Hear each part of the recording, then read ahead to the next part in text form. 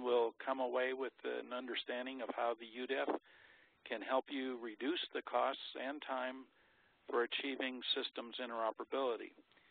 I also would like to highlight the fact that in today's session, there will be some student exercises that when I provide this in a face-to-face setting, normally we all have access to the internet and we're all in a room together, and I pose a question and I look for the students then after they've gained some understanding of how you map enterprise data to the UDEF, which I'll go through in the first part of this, that then they are posed a question and I expect them to be online and be able to come up with an answer. It's a little bit impractical to do so with this current capability that we have. So in lieu of what I would normally do, I will provide a question and I'll make it a multiple choice, and I'll be asking the participants then to say it would be item number 5 or item number 6, and obviously it's not 1, 2, 3, but it would be based on the UDEF IDs. So I'll be posing a question and asking the participants to use the chat facility and indicate a response to the question. We'll only have a few of those, not a large number, so hopefully it won't become boring or unbearable to use this. With that, let's go ahead and get started. As I indicated, this is part 2. The first 6 bullets on this agenda chart were covered in part 1, and I encourage anyone who's attending today that did not hear part 1 that this is available online. You can, in fact, hear and view the slides. Hear the voice and also see the slides if by going to the Open Groups facility, and could hear the entire 57-minute presentation that covered the first 6 bullets. In today's session, we will be addressing the last 4 bullets. Once you understand the basic UDEF and what it is, then the key to properly applying it is to know how to select the best property, and I'll be providing some key principles for that. And then I'll also provide some key principles for how you select the best object. After that, I'll show a few example mappings, and then we'll go into some example use cases. And the example mappings will be the place where I'll have some student questions. So I'll just caution everybody to be prepared for but bear in mind these are not complicated. They're hopefully fairly straightforward. Okay. When you are mapping enterprise data to the UDEF, you're really mapping data element concepts to the UDEF. And again, that was a topic that was addressed in part 1. The 6 basic steps for mapping your data to the UDEF is that you need to basically address your concept and choose the right property word, which is based on the dominant attribute or property of the data element concept. And there are, within the UDEF, there are 18 possible properties that are associated with UDEF, so things like name, identifier, date, text, and so forth. And then based on that property, which was selected in step 1, then you're identifying the dominant UDEF object that property is describing. And by the way, this is how you normalize across data models. So, for instance, it's a person name, or it's a product identifier, or a document date, or a person date, or a product date. So a given property can be applied to multiple objects, and bottom line is you're wanting to make sure that you're normalizing across data models or data standards. And so the first two steps are absolutely crucial to get those right. Then you're going in for step 3. You're going into that UDEF property tree that was identified in step 1, and you're identifying the applicable qualifiers which are under that property within the UDEF tree structure to say, how can I unambiguously describe that concept or that property word concept from the UDEF? And to do that, then you'll, for instance, select family name or given name or various alias names and so forth. So you're unambiguously describing that property, and by going into the UDEF itself. And then based on that, you're going into the UDEF again for the selected object that was identified in step 2, and as necessary, adding applicable qualifiers to that. So if person were your selected object, and you want to unambiguously understand the role of that person, in this case, for person, it's role, a customer person versus a supplier person versus a contact person or whatever. So you're going into the UDEF and you're adding that as well. And then you're combining the two in step 5, and you're saying, I've got a customer person family name, and you ask yourself, does that match what I'm trying to describe within my application? And therefore, customer person family name is semantically the same thing as what I use in my own application. And if that's true, then step 6 is you go back to the 2 tree structures that you just opened up, and then you derive from it your UDEF ID, which in this example is AS.5_11.10. Okay. Now, key question is, how do I select the right property word? It's extremely important that you tie the property word to the behavior of your internal application. And so the behavior is probably the most important aspect of selecting the right property word. And all I can say is the behavior of one application in one enterprise can be totally different than the behavior of another. And hopefully that will be clear as we go along here. And then you want to have example instances with the UDEF property word. And so you typically need to rely on some expert who understands what's the intended meaning of your application's data as it relates to how you use it in your enterprise. And then last but not least, there are some common pitfalls. In other words, is a code really an identifier? A lot of times the use of code, it's what's used, but it should really be an identifier. Or a measure should really be a quantity, or a rate is really a measure. And we'll go through some examples here, hopefully to clarify those pitfalls and why UDEF has, if you will, the key principles for how to select the right one. Okay, we'll start with code versus identifier.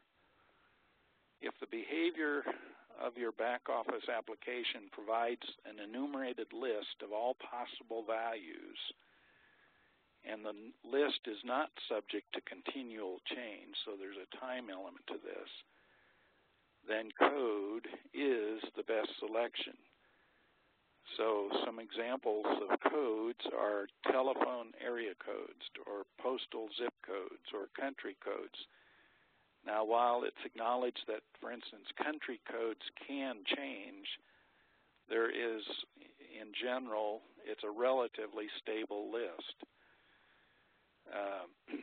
And then, on the other hand, on item 2 there, if there is a central registration authority, such as a state automobile licensing agency or a Social Security Administration, in other words, there is a time dimension that the values are constantly changing, then identifier is the best selection. And some examples there would be Social Security number or automobile VIN, which is vehicle identification number, or driver's license number or engineering drawing number. You're constantly adding to that list of controlled identifiers. So code versus identifier, there's a time dimension associated with it. And code has its place and identifier has its place. Many times people get confused between code and identifier. And hopefully this clarifies when you use one versus the other. Measure versus rate versus percent. If the valid values, numeric values, include an explicit or implied unit of measure, such as those that are included in the United Nations ECE Recommendation 20, except for something like each or monetary units, then measure is the best selection. So example measures that you'll find in, include miles per hour or gallons per minute. Now, a lot of times you might think, well, miles per hour, that's a rate. No, I'm trying to say that's a measure. A rate has a special meaning, and these all come from the United Nations standard, which is now an ISO standard 15,000, but United Nations. So rate now is used when you have a numerator and denominator that are the same units, but with different numeric scales, except hundredths. Then rate is the best selection. So an example rate would be divorce rate per 1,000 marriages. So it's, for example, the number of marriages that end in divorce per 1,000 marriages. However, if the numerator and denominator are the same units and hundredths is the scale, then percent is the best selection. So percent is a specialized rate. So measure versus rate versus percent. Measure versus quantity. If the correct measure would be each or monetary, if it's each, then you very likely would need to use quantity. So 6 apples or 5 automobiles or 10 pages or 3 books or 5 people. That's an each unit of measure. Then quantity is your correct selection. Okay. Amount versus quantity. If the valid values are explicit or implied monetary units, such as dollars or cents or British pounds or Canadian dollars or whatever, then it's always amount. So amount is always used for monetary values or where monetary values would be used. Okay. Date versus date time versus quantity versus value. If the valid values identify a specific point in the progression of time and a specific date in the progression of time, then date is the best selection. And examples could be year plus month plus day, or day of a particular year, such as the 30th day of the year 2010, which obviously would be January 30th. So dates are, you can specifically identify a year, month, and day. If the valid values identify a date plus the time, and therefore you've got year, month, day plus an hour and minute, or various combinations with seconds and microseconds, then it's a date time. If the valid values identified a period of time, such as 5 days or 20 years or 5 months, guess what? That's what quantity is. So that's a quantity of time. So it's a quantity of years or a quantity of months. And then if the valid values identify a specific value within a specific time frame, such as the 5th day of the month or the 7th hour of a day or the 5th minute of an hour, then that's a value. So a lot of times an invoice payment is due on the 20th of the month or something like that, and that would be a value. Name versus text. If the valid values include capitalized identifications of things, such as persons, places, enterprises, then name is the best selection, and name is a specialized form of text. And in general, then anything that includes words or word phrases or complete sentences or complete paragraphs or whatever, then text would be the best selection. Okay? And again, it's based on the behavior of how is it done within your enterprise application. So now we go to the concept of how do I pick the best UDEF object word. Within the UDEF, you say, okay, I've already selected, for instance, name. Now, what is the object that goes with that name? So that it is correct in terms of normalizing the applications. So within an enterprise context, as discussed in the previous session, so within the context of your enterprise, you're saying, how does it apply within my enterprise, within my application? So for instance, it's a person name. So you focus on that that property word, and then make certain that it's the correct attribute for the object of the data element concept. And then there are some pitfalls that you want to avoid, and those are what we'll cover in the slides that follow. Product versus asset. Both are top-level UDEF objects and can be confusing until you understand the rules or principles that need to be applied to select the correct one.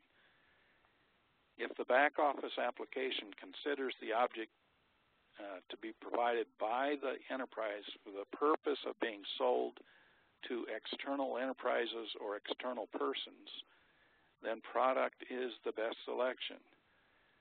And here's where I highlight the fact that a service, the result of a service, is a specialized type of product.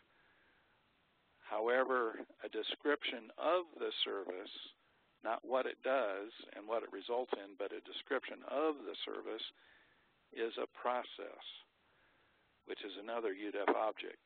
So if I say that a clean floor is the result of a janitorial service, then a clean floor is my product of my service. Okay, so versus asset. Basically, you have to go to the accounting folks, and here's where companies can have their CEOs go to jail if you get this wrong. Basically, you are obligated to differentiate your products versus your assets.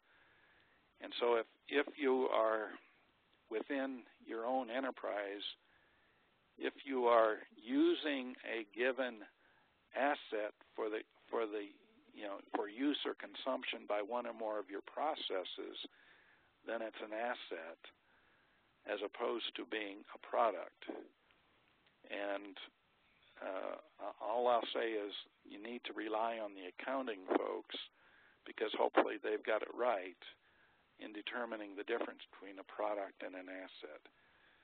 So a lot of times the product of one enterprise will become the asset of the enterprise that buys it, when it's not an integral element of the product that they're creating. For example, a computer is probably an asset if the product of the enterprise is wooden furniture, whereas raw material and parts that are acquired from another enterprise that become an integral part of their product are therefore considered product and not asset. So if you're buying wood that's going into wooden furniture, then that is not an asset. That raw material wood is part of your product. And again, rely on your accounting folks to know what the right answer to this question is. Okay. Product versus document versus asset. Even though the item may be a document, such as a publisher's book, if the back office application considers the object to be provided by the enterprise for the purpose of being sold to an external enterprise or person, then product is the best selection. In other words, if you're in the business of creating, like Webster, creating dictionaries, then that dictionary, if you're Webster, then is your product. And if that particular dictionary is something that within your internal enterprise is considered valuable enough to be documented as an asset, which probably a dictionary is not, but if it is, then it's an asset. Whereas if the document is simply used as reference material throughout the enterprise and is not valuable enough to be considered an asset, then it's simply a document. Again, it's extremely important for differentiating these three that you have your accounting folks involved, because they're going to be the ones that ultimately will make that decision. Okay. Place versus all other UDEF objects. And what I'm trying to highlight here is the fact that if it's an address, for instance, of a person, or an address of, say even a product, or an enterprise. Enterprises have addresses, persons have addresses. Then it's really, address is a property of one of the other objects. However, if you can't say that it's an address of something, so it's simply a place, it's a place or location of interest. For instance, the moon, the location of the moon, or the location of a satellite, or the location of, say, the Rocky Mountains in Colorado, or some particular mountain peak in Colorado, that then is a place that for some reason is of interest to your enterprise. And so place then becomes the best selection when it's not really an address it doesn't have an address associated with it. It could have an address associated with it, but generally speaking, the UDEF object, such as person or enterprise that has an address, then address is a property of that object. Okay. Event versus all other UDEF objects. And let me go to the example where event is really a property of an object. Program is an example of a UDEF object that has a property such as a critical design review meeting date, So date is the property, but it's further qualified as a critical design review meeting date. And its object is program. So a program can have a date, can have a meeting date, can have a critical design review meeting date. And in that case, then, it is a property of a different object. However, if the event is something that you're tracking within your enterprise because it is an event such as a terrorist attack event, such as 9/11, or a natural catastrophe event, such as Hurricane Katrina, or some other event that you're tracking within your enterprise, then that would go in as an event where it would have different properties. Okay. And then law, rule versus all other UDEF objects. In general, if it's a mathematical expression or a law of science or a law of government or some internal policy, then law, rule is going to be your best selection. In general, anything that you can express mathematically is going to be a law rule if you're applying it in the context of it's a mathematical expression that it has application in some way to your enterprise. Now, anyway, if it's something that is of interest to your enterprise and applies to your enterprise, then it's probably a law rule. Entity versus all other UDEF objects. As I explained in part 1, you use entity when the object could be two or more of the other objects. And the example I always use is the example of party within business. Party is frequently an expression that's used or a term that's used when it could be a person that could be a customer, or it could be an enterprise that is your customer. And obviously there are different attributes whether it's an enterprise or a person, but some systems, the behavior of some systems is they simply call it a customer party. If that's the way the behavior of your internal applications operate, then entity is your best selection in that example.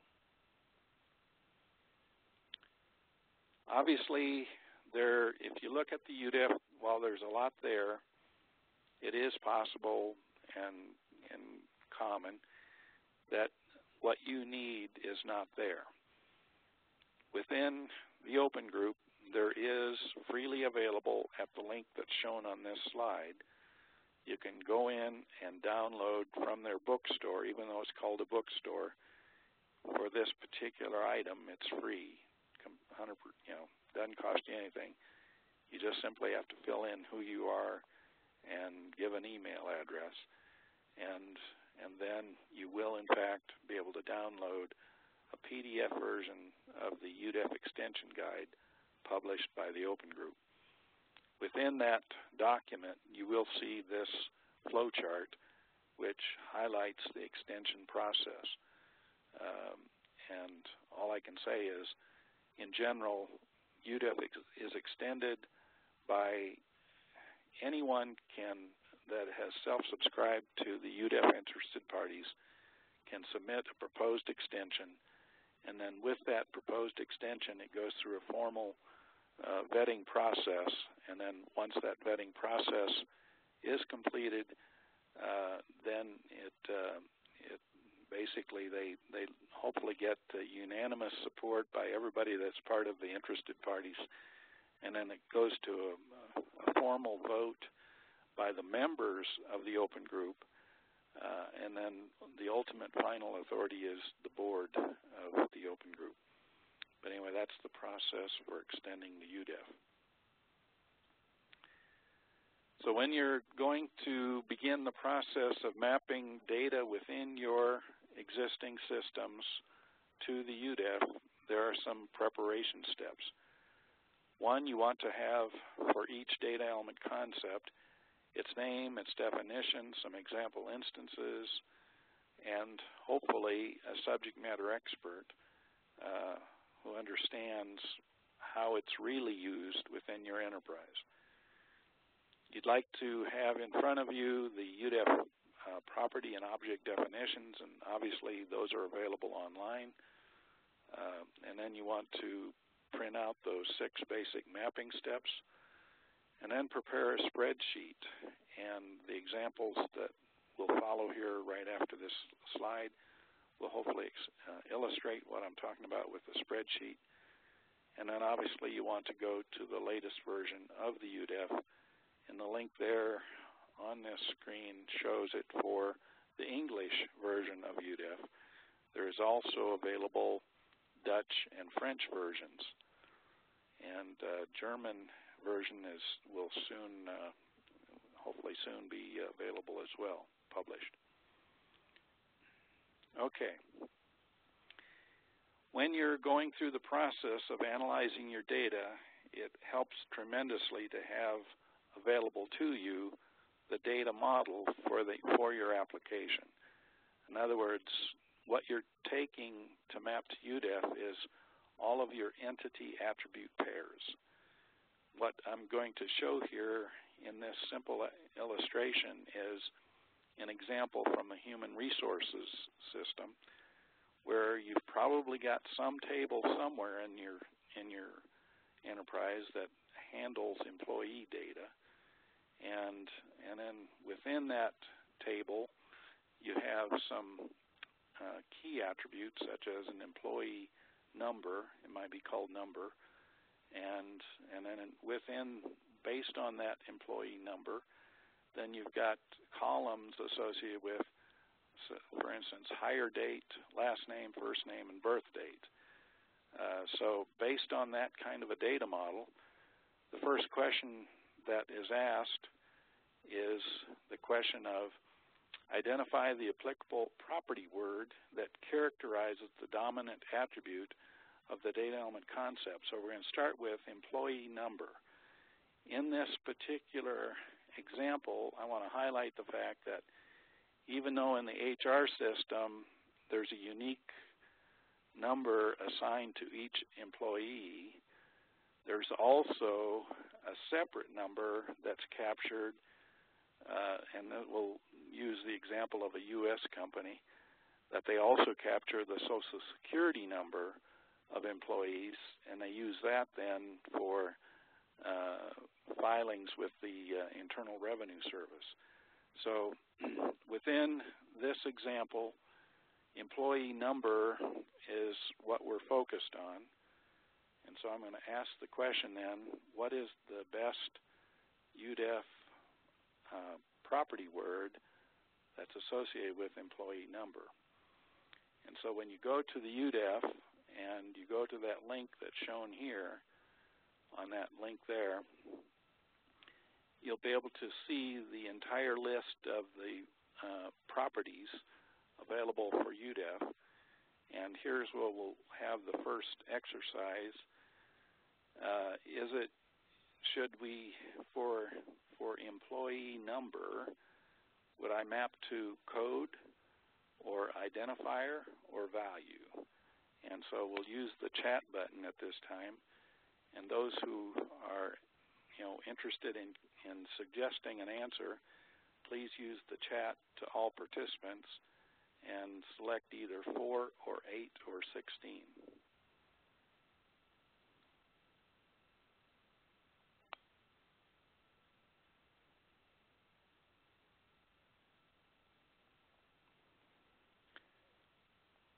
Hopefully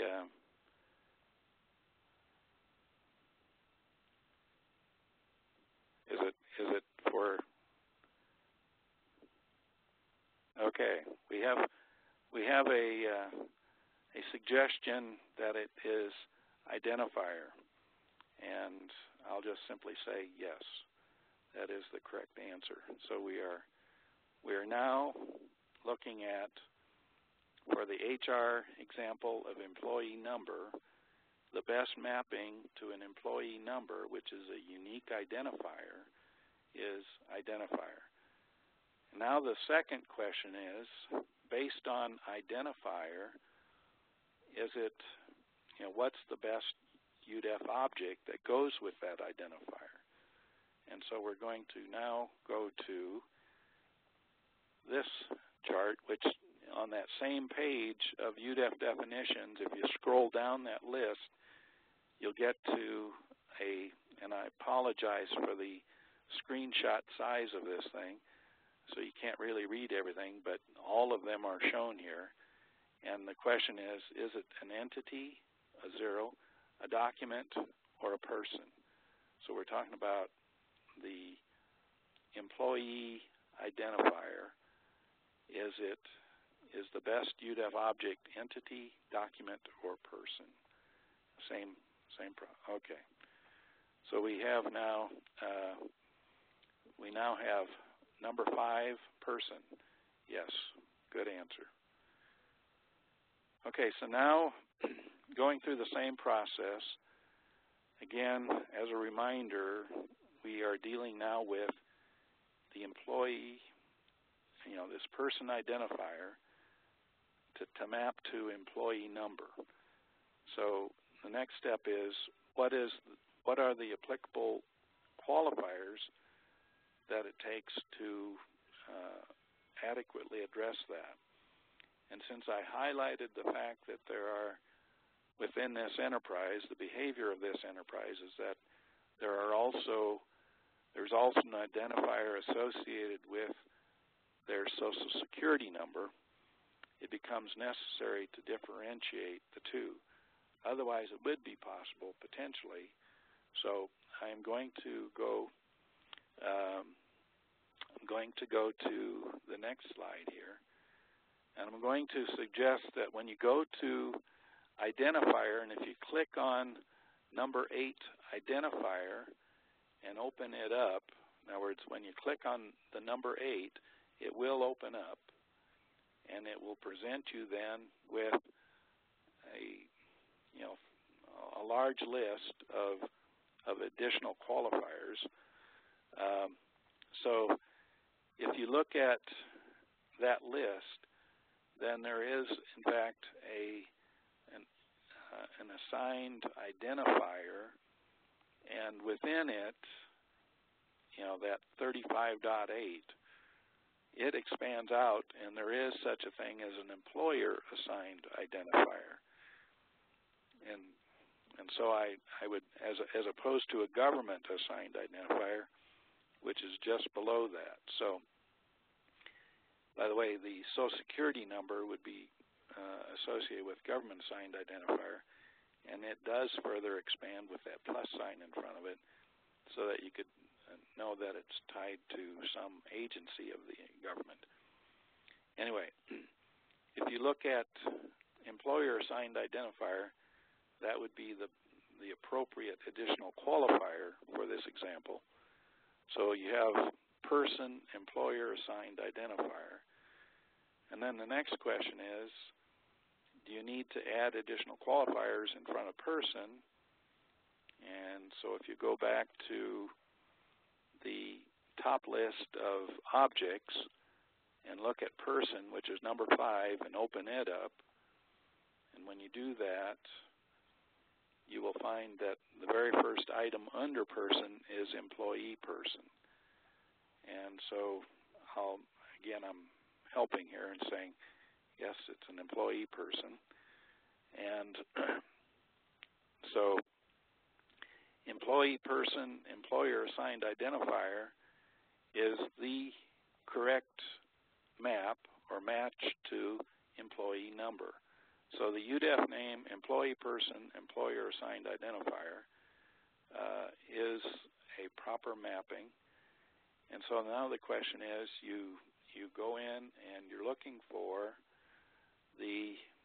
so employee person and employer assigned identifier, and you're looking now for the UDEF identifier. So if I back up, it's an A.5, and then if I look on this one, it's a 12.35.8, and if I use an underscore to separate the two, I have an A.5_12.35.8, which becomes the UDEF ID, and that then becomes the UDEF ID associated with the concept of employee number.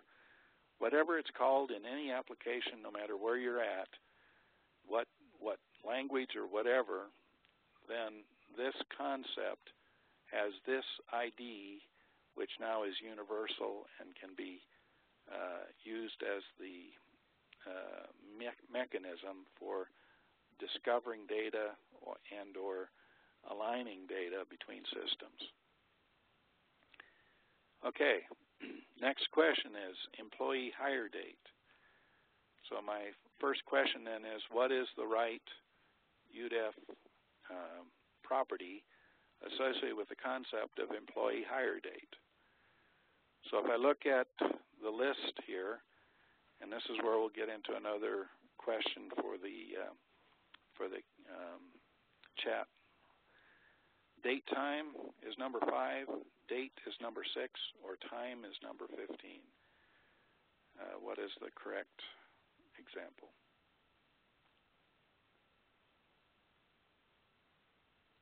For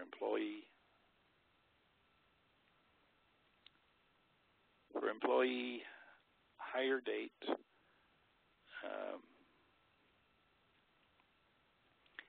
the behavior of this particular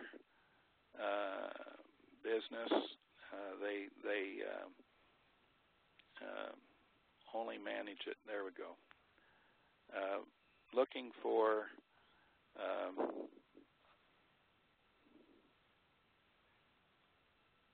they do not manage with the time, so by default it makes it date. Again, it's based on behavior, and here's where, yes, here is where many businesses will keep just date and more than likely would not have a time associated with it. So again, potentially they could, and in that case you would want to know the difference between one enterprise versus another, because you need to reconcile where one just captures date and another one captures date and time. Again, what is the behavior of your own application? So date is the correct answer for this particular example. And so the next question is then, what is the right object? And I'll simply say nothing has changed compared to the last one, so it still is person. And so it's a person date, and then you go back to the UDEF and you're saying, okay, is there further qualifier on date? So you're opening up the date tree, and when you do that, you'll discover that there is a hired date. So when you go in and fill in this column, it's a person hired date, and nothing's changed. We're still dealing with an employee. So under person and open up that, you've still got the employee person, and so it's an employee person hired date, and obviously that's the same concept as what's described here. So then you're going back and you're saying, okay, let's come up with the UDEF ID because that is the correct mapping. So then you've got employee person, which is A.5, and you've got hired date, which is 49.6, and you separate the two with an underscore, so you've got an A.5 underscore 49.6. In the face-to-face sessions, I normally go through that entire item and then at least one other, and so these are the examples that I'll use in the actual face-to-face, and so we end up filling out this table, if you will. And the UDEF name then becomes the foundation for a controlled vocabulary that can transcend all languages and transcend all applications. And then the common indexing ID that transcends everything is as shown here. The key is that if go about doing this, the A.5 could be your indexing ID that says everything in this table is employee data. So A.5 becomes your indexing ID for saying, I've got a table with employee data in it. And then in that table, everything with the underscore then becomes the indexing ID to say that I've got, this additional attribute within that table. So it's the indexing mechanism that can tie systems together. And then this simply is an example with procurement to say that I can take procurement and a purchase order has a document. So a purchase order document is a D.T.2, and an item, in this case it's an ordered product, a Z.9, and obviously there's a connection between these. A given purchase order can have many items listed on it, and yet there's a unique identifier for the purchase order as well as unique identifiers for the items that are on that purchase order. So the example illustrated here simply illustrates that you have both, one being those objects and properties associated with the order itself, and then the products that are listed or part of that order. Okay. And again, then carrying it forward with a controlled vocabulary, you can take the UDEF name being part of the controlled vocabulary, and you can take the UDEF IDs and make them then part of the universal indexing IDs for discovering those concepts wherever they are and sharing that data across applications. Okay, I'd like to go into another use case scenario, and in this one you have two different private companies, one based in the U.S. and one based in the Netherlands that make a decision that they want to merge, and when they do that, they want to migrate the content from the Dutch-based HR system to the U.S.-based HR system. And their initial data migration includes content related to employee name, employee home address, identification, and phone number. And both systems have been independently mapped to the UDEF. So when you do that and you look at the data in the U.S.-based HR system, you have the concept that's in that system, the UDEF object associated with that system, the UDEF property associated with that system, the UDEF IDs associated with that system, and then the name that actually exists within that system. And obviously these then are what you find in that system. Similarly, the Dutch-based system, the concept, UDEF object, UDEF property, UDEF ID, and what those items are called within the Dutch-based system.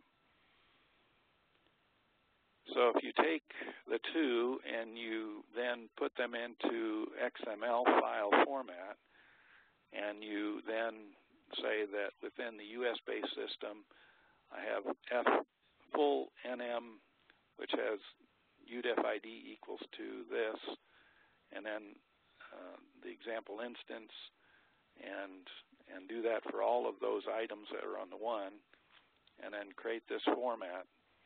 And then similarly with the Dutch-based system and create this format. Then you can take those two, map them, or submit them both to the online open group gap analysis tool. And when you do that, then the gap analysis results that come back are saying that for this UDEF ID, you've got these UDEF IDs. In the Dutch-based system, you've got these. In the US-based system, you've got these. And you can then find where you've got nulls or gaps between the two systems. And now you can focus on the areas where you have gaps, and you can be fairly confident that where they have commonality, that you've in fact got the same concepts mapped to the UDEF, and therefore streamline the effort that it takes to figure out, okay, where do we need to focus our energy? It's basically these four here at the end. Okay. And then the UDEF itself is out there online, available for download in both XML and RDF format. And this is just a very, very small subset of the UDEF RDF format for the object 5, which is person. So you've got the entire UDEF itself in RDF format available for download, this being a small snippet of it. And again, UDEF provides the data discovery key. If within your enterprise you use UDEF as the indexing key for data discovery, and then within some system that you have, you allow end users to discover what's available within your internal systems. You use UDEF to discover that by having, the object term be the indexing key to the table, and the property term with the ID being the indexing mechanism to the right property. Okay, and obviously that can help you reduce your costs for building and maintaining applications interfaces, and also enhance your data mining and data discovery, and it's a critical enabler for service-oriented architecture. If you look at the controlled vocabulary as and UDEF, it basically then provides the building blocks for a controlled vocabulary. And the analogy here is that the UDEF objects and properties are like information atoms in the periodic table. So you've got all of these items then that are part of the UDEF object trees and properties that then get combined in various fashions to become information molecules, which are the UDEF concepts. So the UDEF concepts then, in various forms, get added to the transactions, which are like your information compounds. And that's where your data models and data standards and RDF models and such become the mechanism to help you integrate these information molecules based on UDEF. And so by having these different standards, then you know how to integrate them and how they go together for these kinds of transactions. So I want to highlight the fact that the aerospace industry, it did in fact adopt the UDEF, and the target that you see here on the right simply indicates that those items in the outer ring are items that they're tracking. But when they get into the center in the green, those are the things that they've adopted. And this link here at the bottom, in fact, provides the access to that document if anyone is interested. Also, as indicated in Part 1, I highlighted the fact that an individual from Oracle wrote a paper about adding UDEF as an integral part of all service-oriented architecture. And these two diagrams are taken from that paper. And the individual named Daniel Serrain, if you go to udef.com, you can actually download that paper. And UDEF's value is that you can basically reduce the dependency on your system experts, because once you've mapped to UDEF, the fact that you've got the UDEF name there allows almost anyone then to start to use the UDEF as a means to understand the meaning of the content. And then with the gap analysis tool, you can do an automated compare. It reduces your design time, labor in doing that. And as you move toward adding within UDEF, and that's a future version of it, adding representation, then you're a step closer to automated transformations.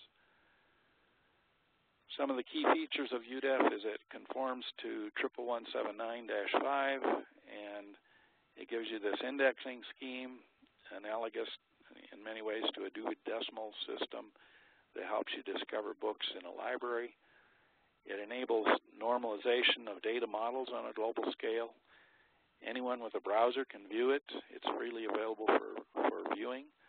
It's also available to anyone with a browser for the online gap analysis. Currently, there are English, Dutch, and French versions of UDEF. German and Chinese are soon to happen. It has unlimited extensibility, and anyone with an email address can propose extensions. It's available to anyone that's self-subscribed to the UDEF interested parties. It's downloadable in XML and RDF formats, and then it supports extensions that would be unique to a given industry or a given enterprise. And for additional information, I encourage you to go to these links. The online link, there's a data sheet about it, the online gap analysis, the 3 languages, and if you want to get an illustration of how it could be applied, you can go to this udef.com link, and my contact information for any questions. With that, I'll open it up for any questions.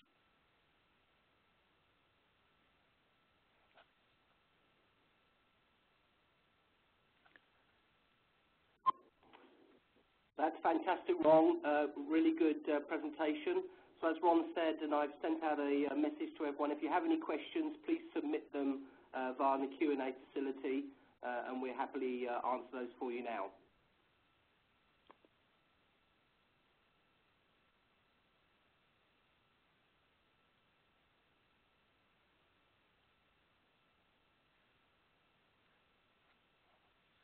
If there are no questions, as Simon has highlighted, there will in fact be this presentation in about 24 hours will be available online, so you can view it at your leisure. Feel free to forward that information to anyone. I highly recommend that you listen and view Part 1 before Part 2. It will make it a whole lot clearer when going through the Part 2. And again, I thank everyone for their participation, and feel free to encourage others.